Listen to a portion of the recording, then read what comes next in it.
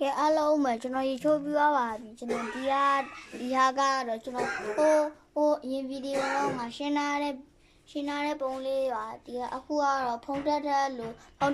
ဒီအယုတ်တွေကိုအများကြီးဒီရုပ်တွေအများကြီးဟောဒီရုပ်တွေအများကြီးကိုကျွန်တော်ရှင်းမှာဖြစ်ပါတယ်ခဏနေပါအောင်ကျွန်တော်ဟွာမြန်မာတော့ယူလိုက်ပါအောင်မယ်တော့ယူပေးမယ်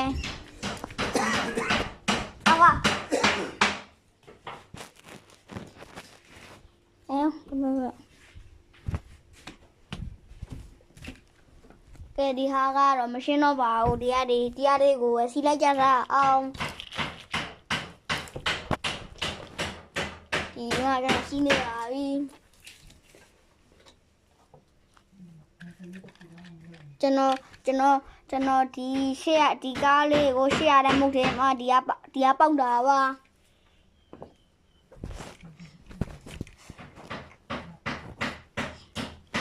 ဒီမှာကတော့ပြီးကနေပါပြီပေါင်းနာဘူးရေဟိုဘက်နည်းနည်းပဲပါအောင်ဒီမှာမင်းကနေရေပွဲလေးရေးပြီးရင်ဒီမှာမင်းကနေလေးစာရေးနော်ဟုတ်နေနော်